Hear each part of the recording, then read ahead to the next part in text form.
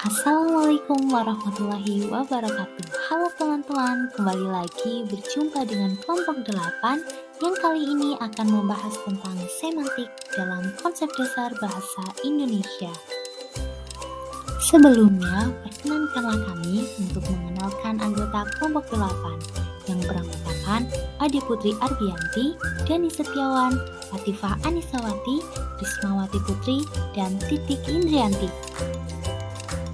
Dalam materi semantik kali ini kita akan membahas yang pertama pengertian dan hakikat semantik, yang kedua ada jenis semantik, yang ketiga jenis makna semantik, yang keempat aspek makna semantik, yang kelima hubungan makna semantik, dan yang keenam perubahan makna semantik. Pembahasan yang pertama yaitu tentang pengertian dan hakikat semantik.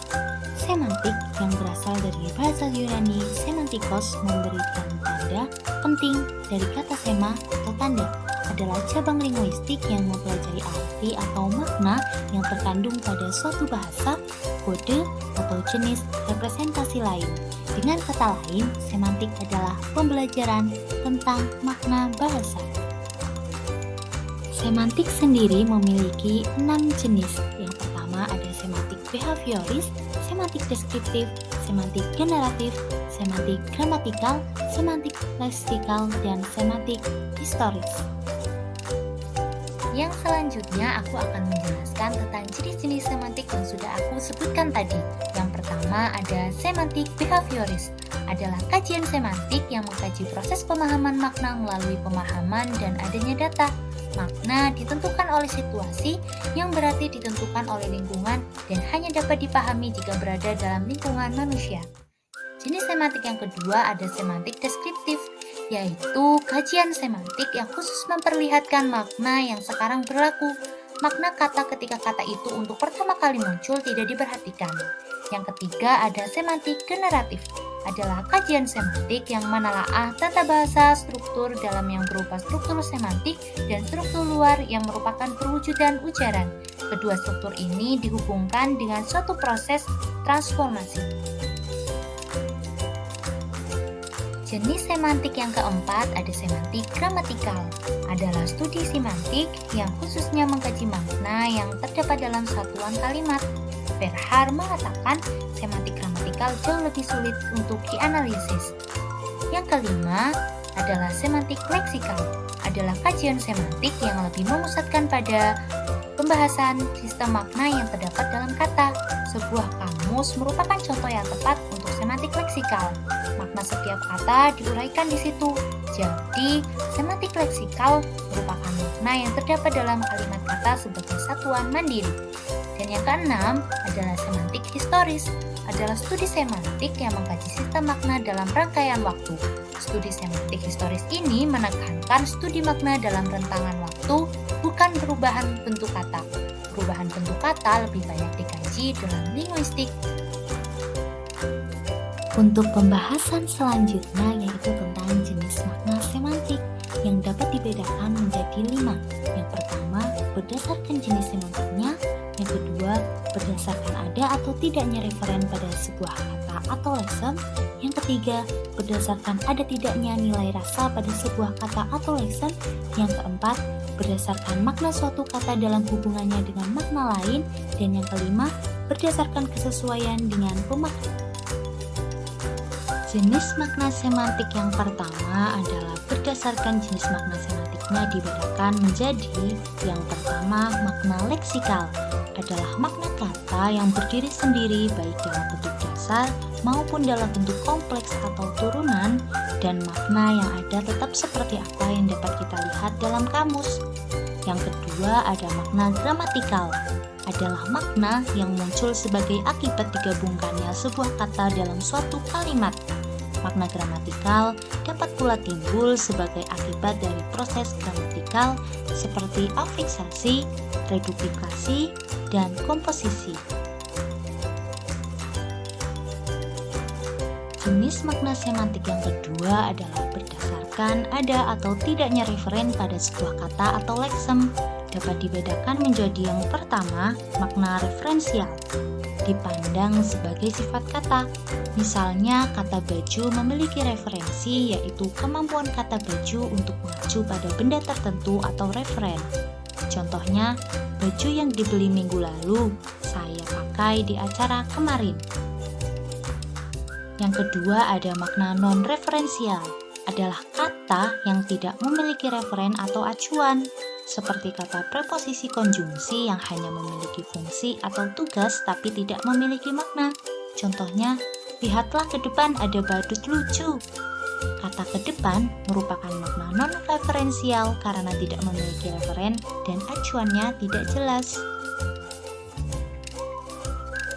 Yang ketiga, ada jenis makna semantik berdasarkan ada tidaknya nilai rasa pada sebuah kata atau leksem.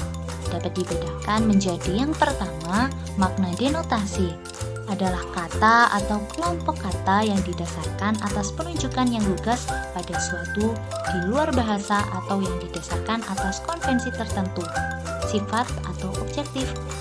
Contohnya, Andi sedang makan nasi dengan lauk ayam goreng. Arti kata makan dalam kalimat tersebut sesuai dengan yang dijelaskan oleh KBBI. Yang kedua ada makna konotasi, muncul sebagai akibat asosiasi perasaan kita terhadap kata yang diucapkan atau didengar. Makna konotatif adalah makna yang digunakan untuk mengacu bentuk atau makna lain yang terdapat di luar makna leksikalnya.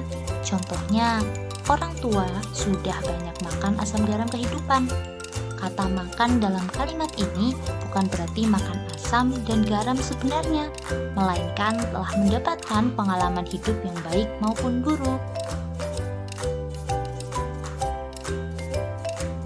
Selanjutnya, jenis makna semantik berdasarkan makna suatu kata dalam hubungannya dengan makna lain ada makna komponensial, adalah makna suatu kata dalam hubungannya dengan makna lain.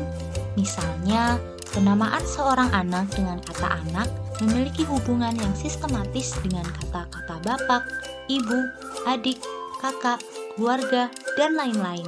Katakanlah, jika sistem kekerabatan yang seperti adik, kakak di dalam bahasa Indonesia, penamaannya berdasarkan usia, sedangkan penamaan brother, sister di dalam bahasa Inggris berdasarkan jenis kelamin.